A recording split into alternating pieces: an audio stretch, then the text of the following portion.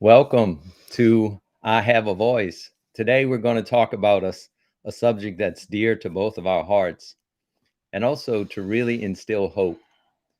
The title for today is Addicted, Mm. question mark.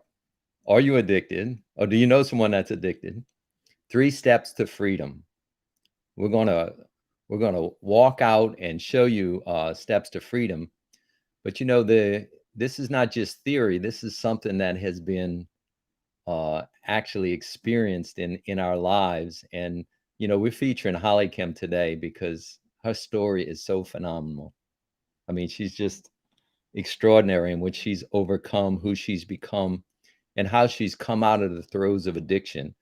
So before we get into the 3 steps that we're going to want you to put into practice, we're going to let her tell us some about her journey of where she was, where she came from, how she came out, and where she is now. And then we'll get into some of the specifics. Hmm. And how long do we have for this? 2 minutes. No, Oh no, my I'm just God. kidding. Well, just give them an introduction of who you are and what you've done. Oh, okay, well, I'm Holly Kim, and today I'm 61 years old, and been married for 30 years. July will be 31. I am a recovering drug addict and alcoholic, and I have been sober since January 10th, 1983. And so that makes me 39 years sober, which is a big deal. Clean and sober, as they would say. Um, I grew up in the midst of alcoholism, workaholism, a lot of workaholism, more than alcoholism, and then alcoholism, and married my drug dealer, and was on a journey for about 6 years. And when I was 18 years old, I was a junkie and dealt dope and was in that world. And let's see, when I was 18, I was arrested. When I was 19 years old, I was convicted felon, and had money, had the right lawyers, and it was, in a different day and time. And we were looking at we got probation. However, if we got in any trouble, we were looking at 10 years in the penitentiary plus no good time. So I did not get sober then. I didn't get sober till I was 22 years old, when I was at the brink of death.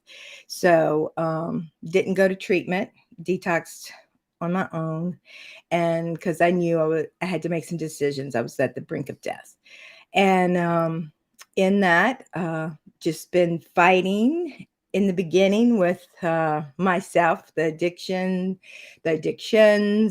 and you know, it was a nightmare. Yeah. And HollyKem really walked through a process. Yes. And we're going to show you some of the elements of that actually we put into a book and has been a process that we've been using to help countless hundreds, if not thousands, of people to break out the bondage of addiction.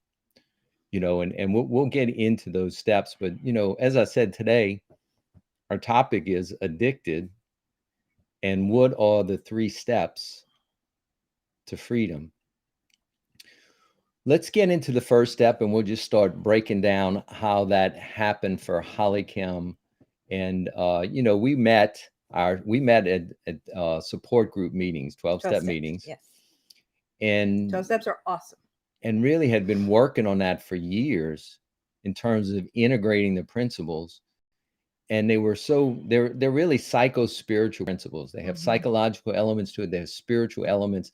And without both of those, I don't think neither of us would have experienced the levels of freedom that we have, that Yeah. both of those dimensions are important. We'll have to do a show on that, Yeah, on the steps and traditions. yeah. But let's get into the first step that we want you to take, and we'll talk about that. Is first you need to acknowledge the problem and stop the behavior. Sounds simple, sounds Yeah. elementary, but the fact is, part of whenever you struggle with addiction, there's always levels of minimization and denial Yeah. all the time, No matter what the addiction no is. matter what it is. And when we're talking about addiction, it could be behavioral addictions. It could be gambling, acting out sexually. It could be Codependency. Being codependency, addicted to people. work. We can talk about substance addictions, alcohol, illegal drugs, marijuana, cigarettes, or so we're talking about all those. But these principles that we're talking about work for all of them, and that acknowledging the problem is so key in the sense that most people that are suffering know they have a problem, but they really have something that's happening in their mind that minimizes the extent of the problem, Right. right? Not in your heart. Not in your heart. No. So, what do you mean by that? Well, I know for myself, being, I would come in the morning. I mean, not at night, but we say night. But anyway, I'd come in the morning and get in bed, 7, 8, 9 in the morning. And I knew I had a problem. There's no doubt about it. In my heart, I knew I had a problem. Because why am I living this way? However, and I knew what I was doing wasn't who I was, but it sure looked like who I was. So, I mean, in my heart, I knew it, but in my mind, it was like, nah, you're okay. Well, no big deal. We're just having fun, we're cool, everybody wants to be us. Yeah, right. But it's like the lies that I would tell myself, and that's really what it is. It's, in the spiritual language, it's strongholds, but the lies of the way I believed it was okay to do what I was doing. Yeah. And not only acknowledging the problem, but it really requires stopping the behavior. Mhm. Oftentimes with addictions, there's such a desire to say, okay, I'm going to move from a place of using to moderation, you know, and that doesn't work. Mhm. And that you have to go through stopping the behavior and going through the pain that's associated with giving up the behavior. Yeah, Why do people relapse so much? Because they don't deal with that second layer that's driving the addiction. that's right. So if you put the cork in the bottle, that's one thing. But then if you start needing to experience all the emotions that the alcohol has been sedating over the years, that's when a person's tempted to go back. So when we realize that engaging in any type of addictive behavior, that it needs to stop and you need to really go through withdrawal symptoms. And sometimes that's a physical withdrawal. That's, Right. certain drugs like opiates, you physically go through a withdrawal. But if it's other behaviors that are not physically addictive, you will go through a type of withdrawal and even a type of grieving process. I remember a client one time, loved to drink beer and his favorite beer was Bud, you know. And I said, we're going to give your addiction a name and we're going to call him Bud. And I want you to write a letter to Bud and tell him goodbye. Like, tell him goodbye. Tell him what he's done for you. You found him at 16 years old. Y'all been friends for, 15, 20 years. You console me when I'm hurting. You make me happier when I'm celebrating. You take away my fears when I socialize with Mhm. other people. You've been there, but you've also betrayed me. Yeah, You were there when I got the DUI. right. You were there at my first divorce. Yeah. You were the part of the reason that I got in the worst fights with my wife, and just kind of personified it. And it was an amazing letter that he wrote. And he began to weep when he had to say goodbye. I'm letting you go. Yeah. And so there's a relationship in a sense that you have with the substance that it becomes or is promoted to a level of really being an idol. Yeah.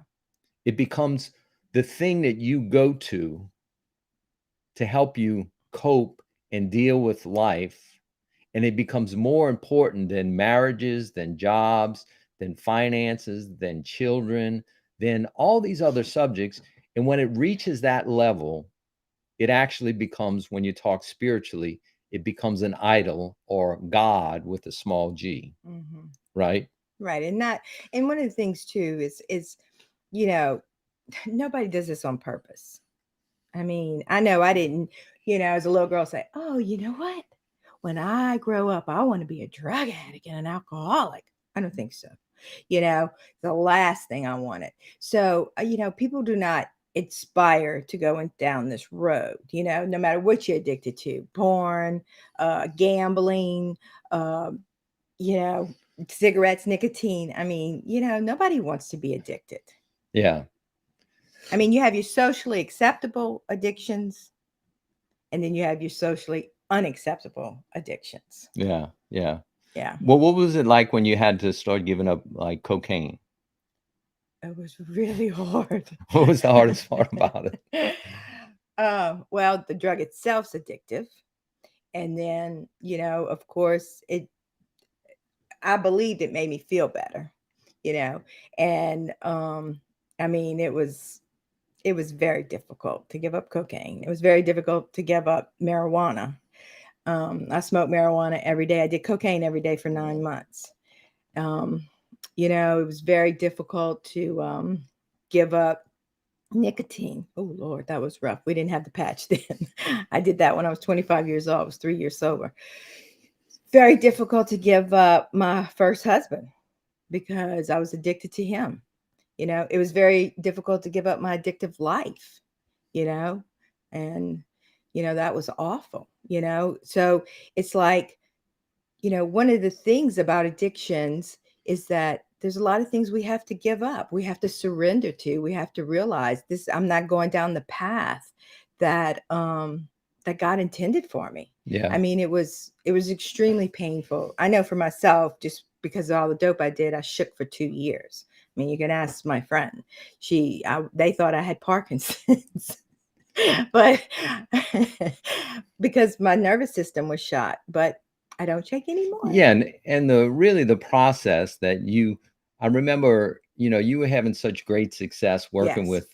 with people that were struggling with substance Yes. abuse and not struggling with substance abuse. Yeah. And I started asking you, I said, how do you work with your clients? I was getting a master's in counseling, and she was getting so much success, and I was learning all these theories. Some of them were really goofy, but anyway, I wanted to learn, and she started describing the different parts of herself and how she worked with her clients. Mhm. And so, you and I might say, HollyKem could give me a a mean look. And part of me might say, "Oh my goodness, what did I do? I'm scared." Part of me might say, "She's having a rough day, be compassionate." And a part of me might say, "Get your stuff straight and take the smirk off your face." So, I'm having those three parts. I'm hearing all three at the same time. Right. And it's the same thing that happens with an addiction, Yeah. is that a part of them says, "Let's go do this." A part Mhm. of them says, "No, let's not. Let's do this. Let's no." And we started to put a language to help develop a roadmap for you, for others to come out of a Mhm. place of bondage to freedom. And the way we did that, we wrote this book Mhm. called A Roadmap to the Soul. And I'll leave details in case you're interested in purchasing it down in the description. But the roadmap to the soul is basically, we divided the person into three parts. Why don't you talk about that? Yeah. Well, one of the things is that what I realized, I'm, ADD and dyslexic, which are my gifts from God. And through that process is that I see in pictures. So for myself, when they would say, Holly Cam, you need to love yourself. When, I was in therapy, you need to love yourself. Well, in my family, when they love you, they buy you something. So I would leave and go buy shoes. Well, that didn't work when I left my husband because I didn't have the money and I had a lot of debt. So I really didn't understand what they were saying. So through the process, what it meant was that I needed to love all the parts of me that were unlovable. And so instead of sedating that, instead of giving that away, instead of pretending it wasn't there, I had to really dig deep. So what I started to see was there was a part of me that was real wounded and and I put all my wounded stuff in one category. Like if you're folding clothes, you put all your underwear and underclothes in one area. And then there was another part of me that, like your outerwear, your coats and that kind of thing, I put in another area, which was the part that was addicted, that was saying that it's okay to use, this is the way we handle things. This is who I've always been. And then then from there, it was who I really was, my true self, HollyKem. Who am I? What do I want? What's important to me? What am I doing to get it? How far am I willing to go to become my true self? So when people would come to me and they would say, every time I get in a relationship, I get lost, um, or they'd say, oh my goodness, part of me wants to use and part of me doesn't. Well, it's easy to know which part wants to use and what part doesn't. But let somebody come to you that has 3 children and says, part of me wants to get a divorce and part of me doesn't. I better know which part wants to get a divorce and what part doesn't. Because if I empower the wrong part, we got problems, and I've just helped destroy a family. So what's really important here is that what the voices, well, I call it the voices, we call it the voices, is that these parts of me, we had to, the book, what the process does is it teaches us how to categorize my thoughts, feelings, and beliefs. So I am not making decisions out of a reaction from a wound, and I'm not making a decision out of trying to protect myself and put the wall up so I never get hurt again, or so I don't have to deal with those issues and isolate. That I need to make those decisions as a true self and figure out exactly what would be best for me and best for the situation. Yeah, so we know, and what we've learned over the years is that addictions are not motivated by just a habit that's got out of control, Right, but they're actually motivated by the inability to deal with emotional pain. right. I, you know, I'm going to say this to you guys. As an addict, you cannot fear us. If you're trying to help us, you cannot fear us into sobriety. We're not afraid of death. Death is not our problem. It's a welcoming, unfortunately. What we're afraid of is life. We're afraid to live. We don't know how to live. We don't know how to function. That when things happen that are painful, we don't know what to do. We don't know how to handle that. And then we handle it the wrong way. We get bad results. So we sedate. We sedate it. And so death is not our issue. Life is our issue. Yeah. What's so important is that when you acknowledge that there's a problem and you stop the behavior, the second step is so important is you have to find a community of support. Yeah. Look, birds of a feather flock together, right? Mm-hmm. There's so many times when a person struggles with some type of addictive behavior, they'll tell me, I just want to do this on my own. Yeah. And it makes it exponentially more difficult to get clean and to change a behavior if you don't have a supportive community, because you still hang out with the same people that are doing the same thing, and you've built a whole social network around you using. Right. And if you don't change your network, you're not going to change your behavior, or it's going to be very, very difficult. And those friends aren't going to be so excited to be around you anymore. No, they're not. I mean, if Unless you change together. yeah. And if you have, I mean, you could have friends, obviously, that are not like you and they love you and they will hold your hand through your life. I've had those friends and I still have those friends, praise God. However, the friends that are in the same boat as me and using like that, they are not going to know the answers because they're suffering the same as me. I mean, that's what I see is it's a suffering, and so you have to reach out to people that have already accomplished this, or people that love you and willing to learn with you to hold your hand through it. Yeah. Some of the supportive communities that are available, certainly the 12-step community It's wonderful. is a very powerful community because it's a group of people that have the same agenda. Yeah. Which is the agenda is to learn to stop using or doing whatever the addictive behavior is. Yeah. And there's a lot of powerful, powerful principles. When we talk, they have the 12 steps. We're not talking about the 12 steps. We're just giving you 3 steps to what you need to do in order to break free.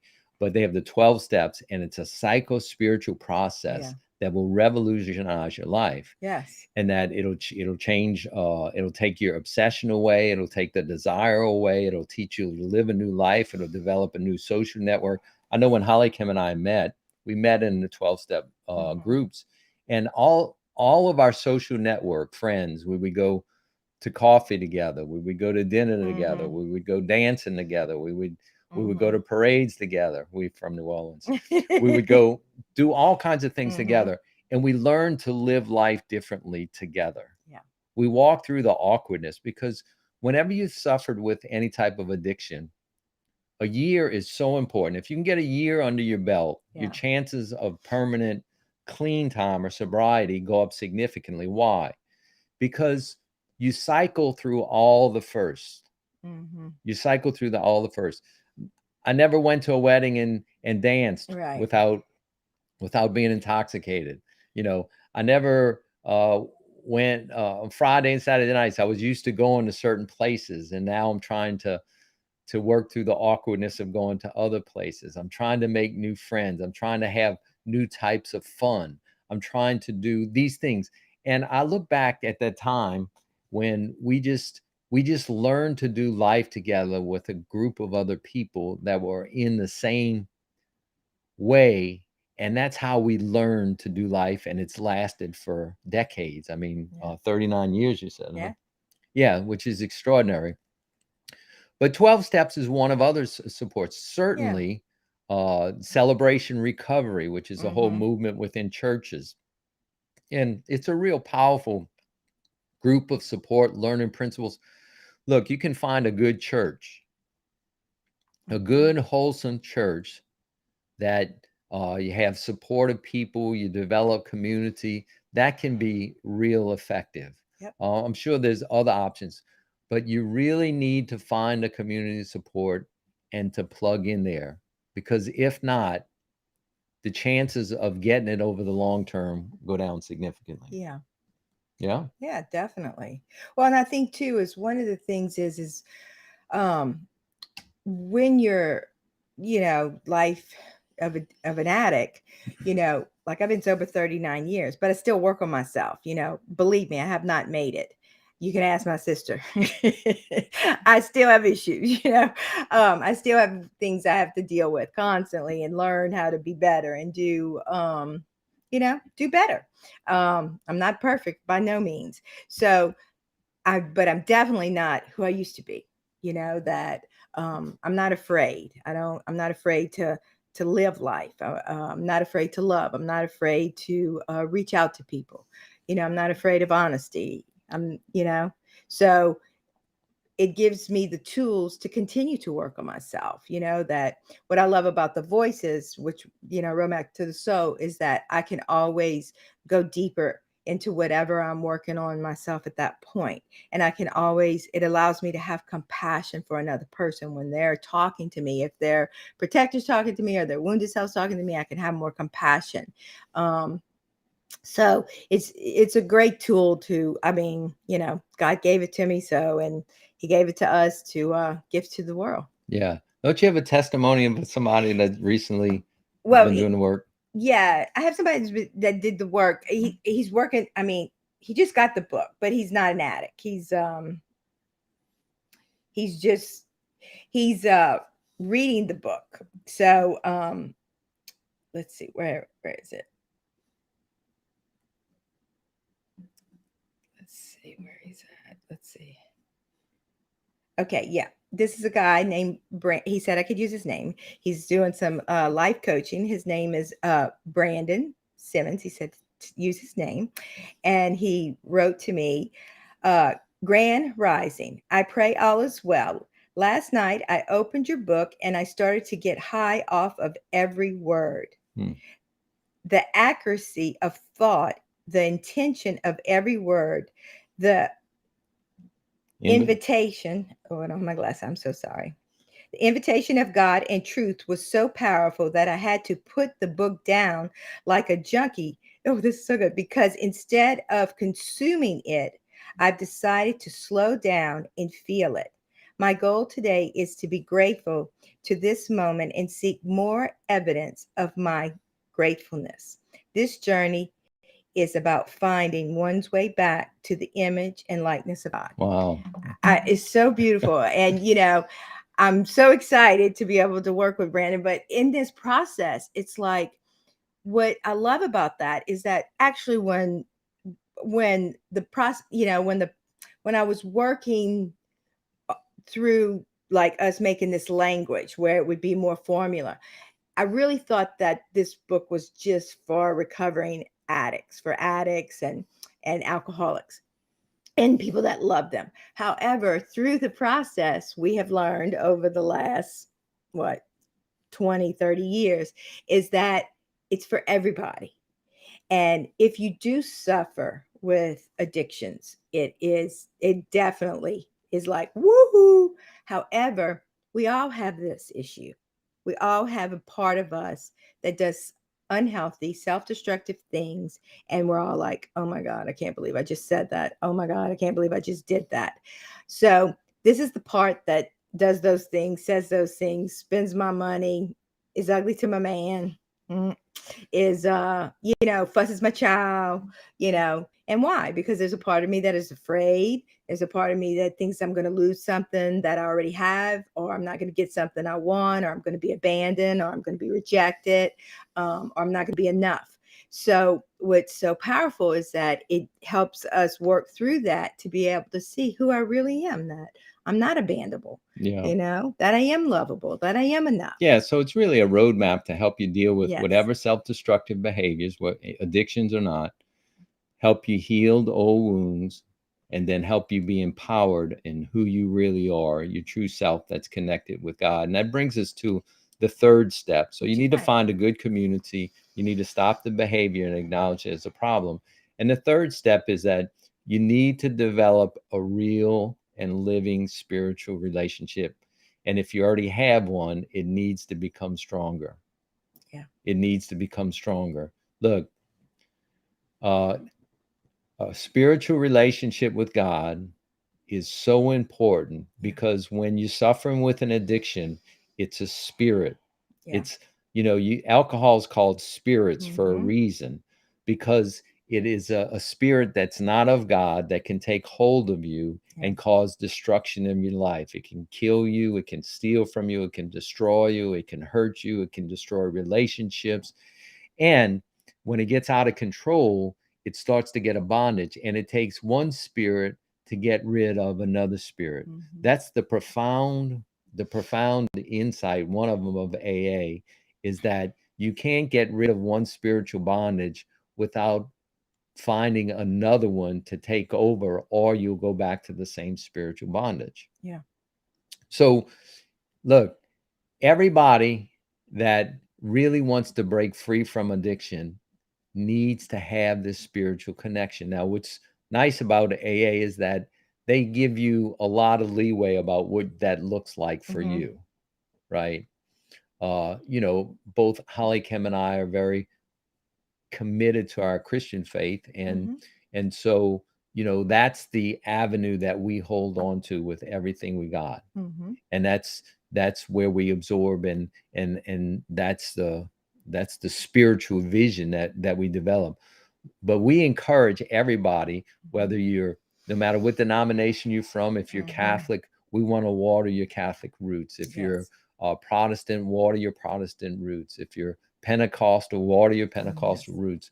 Whatever there is, but it's so important to have that, because we really have found that true, peaceful quality of life, sobriety, is impossible without a real and living spiritual connection. That's right. I mean, one of the things I love about the 12 steps is that you have a personal relationship with God.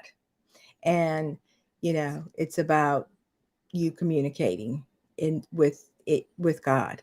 And, that, I mean, there's nothing better, because when you're in the midst of being afraid, and all the pain comes up of what you did and didn't do, and what you lost because you wasn't awake to it and you didn't feel those feelings, you need to have a connection.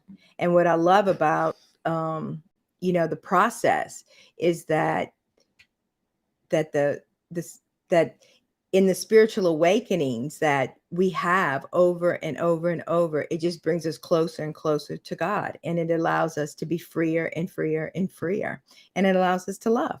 Yeah. Yeah.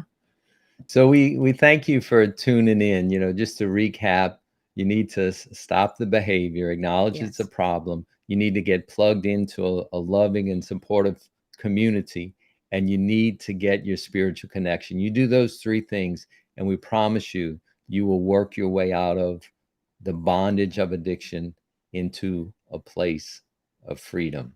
Yes, and there's lots of hope. Don't ever stop. Keep going. Don't ever stop. Yes. We would also like to invite you video recommendation. If you're listening to this because you have someone that you love is suffering with an addiction, we have a video called Addiction, Are You Helping or Hurting? And we encourage you to hit the screen, tap on that link right now, and get some really good information about how to help people that you love. Yes. Until next time, we'll see you on I Have a Voice.